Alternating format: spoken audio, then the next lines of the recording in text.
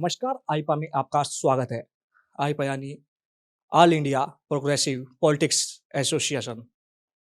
आईपा करता है हमेशा मुद्दों की बात, सामाजिक समस्याओं पर बात, सामाजिक समाधान, समस्याओं का समाधान। आज हमारे साथ एक खास मेहमान हैं जो कि लगातार अपनी समाज सेवा के नाम से भी मशहूर है।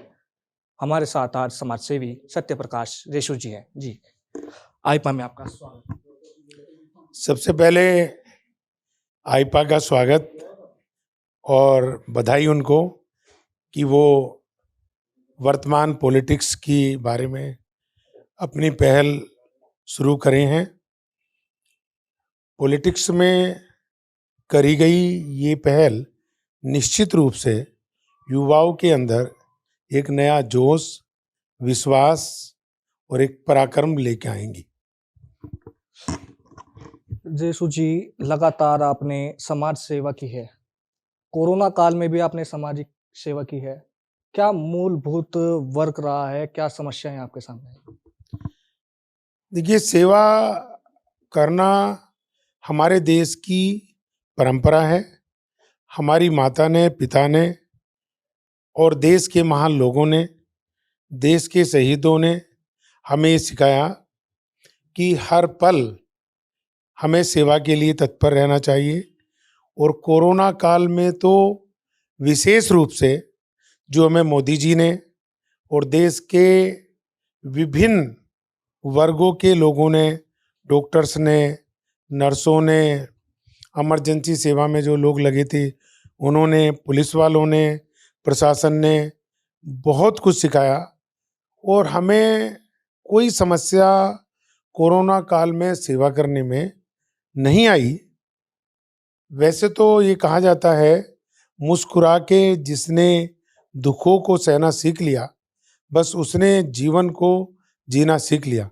तो मैं इसी बात का मानने वाला रहा हूँ और जितनी भी सेवाएं हमें करने का कोरोना काल में शासन के माध्यम से, प्रशासन के माध्यम से और अपने आत्म अंतर से मिली, वो अद्भुत रही और कोई समस्या में नहीं आई जरा सी भी। महिलाओं को भी आपके द्वारा जो है जागरूक किया जाता है। किस प्रकार से महिलाओं को जागरूक किया जाता है? किन मुद्दों को लेकर महिलाओं को जागरूक किया जाता है? महिलाएं हमारी मातृशक्ति हैं, बहनें हैं।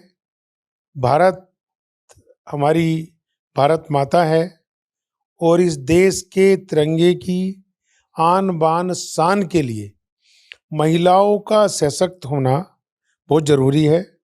शिक्षा के माध्यम से और सेल्फ रक्षा के लिए, आत्मरक्षा के लिए महिलाओं को आगे बढ़ाना और साथ साथ उनको घर परिवार के अलावा समाज की बात बताना, गायन की बात बताना, मंचों पे जाके अपनी बात कहना, राजनीति में प्रवेश करना और जब भी उन्हें मौका मिले अपनी बात को दबंगी से कहना, कैराटो जैसे गेम सीखना मेरी हमेशा महिलाओं के लिए प्रायोरिटी रही है। और एक नहीं, अनेकों बहनों को मैंने ये सिखाया कि भाई जियो तो स्वाभिमान से जियो, आत्मसम्मान से जियो और कहीं कोई दिक्कत आए तो अपना भाई समझ के मुझे अवश्य संपर्क करती रहो। बहुत सारी महिलाओं ने ये काम किया और मुझे खुशी है कि एक दो महिला तो एशियाड तक पहुंची। उसमें प्रियंका पवार का नाम मुझे तत्काल याद आ रहा है, जो मेरी छोटी बहन भी हैं और बहुत ही प्रभावी ढंग से इस देश के लिए काम कर रही हैं। अभी अभी उन्होंने मुझे एक आइडिया बताया, उस आइडिया को मैंने पूरी महिला जगत के, खेल जगत के और देश के लिए बाबा रामदेव जी को एक प्रपोजल हमें बना के देना है कि जो दवाइयाँ खिलाड़ी यूज़ करते हैं वे विदेशी हैं और वे केमिकल से युक्त हैं। बाबा रामदेव को प्रियंका पवार के सहयोग से और महिलाओं के कल्याण के लिए ये निर्णय करा गया कि हमने एक विधि ऐसी तैयार की है जो खिलाड़ी भारत के पूरी तरह आयुर्वेद की दवाई खाएंगे और स्वस्थ रहेंगे, चुस्ती फुर्ती से भरपूर रहेंगे। यही मातृ शक्ति भारत माता की बड़ी सेवा होगी। आप लगातार क्षेत्र में स्वयं ही जा जाकर सेवा करते हैं। किस प्रकार की समस्याएं आपके सामने आती हैं? सर, मैं यदि क्षेत्र में गरीबों के बीच में, ज़रूरतमंदों के बीच में जाता हूँ, तो ये मैं कोई एहसान नहीं करता उन पे, बल्कि वो मुझ पे एहसान करते हैं अपनी सेवा दे के, अपना दुख दर्द बता के। केवल एक मनोभाव बनने की बात है जी, कोई दिक्कत नहीं आती जरा सी भी। यदि मनोभाव हमारा उच्च का है तो, और यदि हमने प्रेरणा ली है भगवान राम जैसे लोगों से, महात्मा गांधी जैसे लोगों से, सुभाष चंद्र बोस जैसे लोगों से, तो किसी तरह की कोई दिक्कत नहीं आती। केवल हमारा मनोभाव मजबूत हो जाना चाहिए कि भाई हमें जहाँ भी मौका मिलेगा वहाँ हम अवश्य सेवा करेंगे। और ये हमारा अधिकार भी बनता है कि भगवान ने यदि छप्पर फाड़ के दिया हो तो हम भी उस भगवान की दी हुई शक्तियों को आगे बांटें। और ये पुरानी परंपरा है कि जितना भगवान की दी हुई शक्ति हम आगे बांटते हैं, वे और ज़्यादा बढ़ती हैं और बढ़ भी रही हैं। विधानसभा चुनाव नजदीक है, तो क्या लगता है किन मुद्दों को लेकर जो है विधानसभा चुनाव होंगे और किन मुद्दों को लेकर विधानसभा चुनाव होना चाहिए? देखिए, विधानसभा चुनाव उत्तर प्रदेश के साथ साथ जो देश के 4 और राज्यों में होने वाले हैं, वे केवल विकास को लेके होंगे।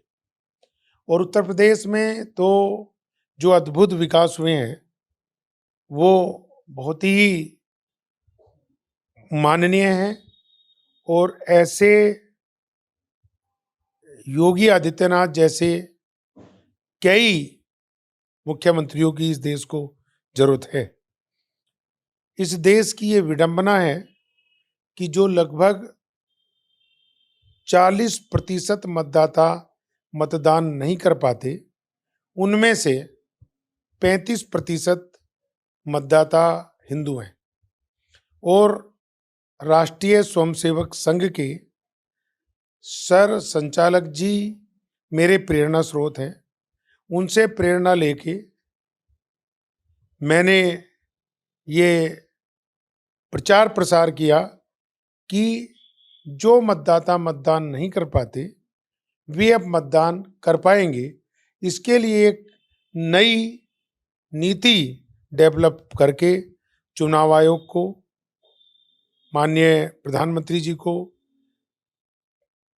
APJ अब्दुल कलाम जो हमारे स्वर्गीय पूर्व राष्ट्रपति महोदय हैं, उनको, चुनाव आयोग को और देश के अनेकों लोगों को मैंने प्रस्तुत करी, जिन्होंने ये बात स्वीकार करी कि आपने जो 40% मतदान न कर पाने वालों में 35% हिंदू हैं, यदि वो मतदान करें तो ये देश विश्व की महानतम शक्ति होगा। और जो अमेरिका और चाइना अपना वर्चस्व बनाए हुए हैं, वह भारत की युवा पीढ़ी के कारण भारत के पक्ष में होगा। भारत आज भी फिल्मी इंडस्ट्रीज में, मीडिया में, प्रेस मीडिया में, कंप्यूटराई में, IT इंडस्ट्री में, युवा शक्ति में विश्व का प्रथम देश है। और इकोनॉमी को बढ़ाने की अद्भुत क्षमता है। हमें जो अनगिनत चक्कर नेताओं के काटने पड़ते हैं काम के लिए, अब ऐसी व्यवस्थाएं उपलब्ध हैं कि आने वाले 5 सालों में मोदी सरकार यदि ये आश्वासन दे कि नेताओं को वोट के बदले राजगद्दी, वोटर को क्या मिलता है, अर्थात वोटर को भी वोट के बदले बहुत कुछ मिलेगा, तो देश की पूरी काया पलट होगी और देश 100 गुनी नहीं, कई सौ हजार गुनी तरक्की करेगा। भारत का मतदाता और भारत की युवा शक्ति में अद्भुत शक्ति है। अच्छा, देखा जाए तो जो भी सरकारें आती हैं, आने से पहले बड़े बड़े दावे करती हैं, लेकिन वे दावे विफल रहते हैं। ऐसे में क्या कहेंगे आप, क्या बदलाव चाहेंगे? 70 सालों में यही होता रहा, 75 सालों में। एक्चुअली क्या है, जो मैंने इस पे पूरी स्टडी करी और स्टडी करने के बाद ये पाया कि नेताओं को वास्तविक दिक्कत, उन दिक्कतों का हल कैसे करना है, ये जानकारी नहीं होती। अभी जैसे ही मोदी गवर्नमेंट आई, योगी गवर्नमेंट आई, तो इन लोगों ने 70 सालों में ये सीखा कि हमें जो दिक्कतें आम जनता की हैं उनको कैसे दूर करना है। चाहे उत्तर प्रदेश में बिजली की समस्या हो, चाहे सांप्रदायिकता की समस्या हो, चाहे सड़कों के चौड़ीकरण की समस्या हो, चाहे लॉ एंड ऑर्डर की समस्या हो, है ना, इन चीजों पे पकड़ करी गई है और इस देश के किसान को, अन्नदाता को अभूतपूर्व सम्मान देते हुए पूरे देश के लोगों को सबका साथ, सबका विकास, सबका विश्वास से जोड़ते हुए बातों को आगे बढ़ाया गया है। अब आने वाली पीढ़ी, जो मैंने अभी अभी भी कहा, शिक्षित होने के कारण, आईटी इंडस्ट्री की एक्सपर्ट होने के कारण, यूट्यूब के माध्यम से, फेसबुक के माध्यम से, सोशल मीडिया के माध्यम से तत्काल किसी भी समस्या का समाधान ढूंढ लेती है और उसको समाधान करने में सक्षमता रखती है। अच्छा, शिक्षा, स्वास्थ्य, रोजगार, क्या ये राजनीति के मुद्दे बनने चाहिए? क्या इन मुद्दों को लेकर चुनाव होने चाहिए? राजनीति में कोई भी मुद्दा बन सकता है। भारत की जो राजनीतिक भौगोलिक व्यवस्था है वो यही कहती है कि यदि ये देश अशिक्षित है, यदि ये देश गरीब है, यदि ये देश बेरोजगार है, तो इन बातों को ही राजनीतिक मुद्दा बनाया जाना चाहिए और इनके अलावा गरीबों को आगे लाना, ग्रामीणों को आगे लाना, किसान को नई नई नीतियों से जोड़ना, उद्योग में नई नई व्यवस्था, वन सिंगल विंडो सिस्टम करना, भ्रष्टाचार पे पकड़, रिश्वतखोरी पे पकड़ होनी चाहिए। और मैं ये भी कहूँगा बड़े गर्व के साथ कि हमारी विश्व की प्रथम नंबर की प्रेस, इतना सस्ता अखबार, कलर्ड अखबार विश्व में कहीं नहीं मिलता, इतना सस्ता न्यूज चैनल कहीं नहीं मिलते। उसमें ये क्षमता है कि जो मुर्दे में जान गिर दे, और उसमें ये भी क्षमता है कि एक प्रभावशाली अस्तित्ववान व्यक्ति को उसकी गलती के कारण मुर्दा बना दे। तो यदि गवर्नमेंट पे ऐसी सुविधा उपलब्ध है और वो भी बिना किसी इन्वेस्टमेंट के, तो मीडिया का फायदा सरकार को अवश्य उठाना चाहिए। और कोई भी नीति हो, कोई भी मुद्दा हो, कोई भी बात आगे बढ़ने की हो, उसको तो राजनीतिक मुद्दा हर सूरत में बनाना चाहिए, हर पार्टी को बनाना चाहिए। और धर्म की जो राजनीति होती है उस पर पकड़ होनी चाहिए। विकास की राजनीति, एकता की राजनीति, गुंडागर्दी को समाप्त करने वाली राजनीति इस देश के लिए होनी चाहिए। एक आखिरी सवाल और, आज का जो युवा है वो देसी खाने को छोड़कर जैसे दूध, दही, मक्खन इन सब को छोड़कर चाउमीन, बर्गर, मोमोज, ये चाइनीज खाना खाना शुरू कर दिया है। तो क्या कहेंगे ऐसे में आप? देश के युवा को अपनी संस्कृति जो है वो भूलता जा रहा है, क्या कहेंगे? यदि आज भी आप देखेंगे तो चाइनीज खाने वाले लोग बहुत कम हैं, फास्ट फूड खाने वाले लोग बहुत कम हैं, बहुत कम। मतलब यदि परसेंटेज में बात करें तो हार्डली 2-4%। लेकिन वो युवा पीढ़ी भी कभी कभी जरूर खाती है। आखिर में उसे भी ये लगता है कि भारत का जो दाल रोटी है वो ही हमारे स्वास्थ्य का राज है, व्यायाम हमारे स्वास्थ्य का राज है, एक्सरसाइज हमारे स्वास्थ्य का राज है, योगा हमारे स्वास्थ्य का राज है। और इस तपती सर्दी में मैं नित्य प्रतिदिन 4 बजे उठ के मई जून जैसा पसीना तिमंजले पे जाके निकालता हूँ। मैं पूरे प्रेस जगत को आमंत्रित करता हूँ कि जरूर एक दिन हमारे यहाँ आए और उस वीडियो को बना के युवा पीढ़ी के लिए जरूर भेजें कि इस तपती सर्दी में किस तरीके से लोहे से चिपटा जाता है, किस तरीके से पसीना निकाला जाता है और किस तरीके से फास्ट फूड को छोड़ के भारतीय खान पान को अपनाया जाता है और बिना खाए पिए भी किस तरीके से स्वस्थ, मस्त और सेवा भाव से कार्य में मस्त रहने का प्रायोजन तैयार किया जाता है। मैं आज भी दिखाऊं आपको।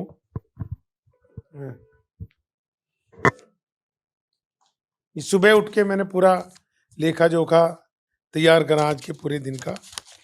और आज छुट्टी है रविवार की, तो अगले कई दिनों में लगातार बड़े व्यस्त कार्यक्रम हैं। उन सब कार्यक्रमों को प्लानिंग करके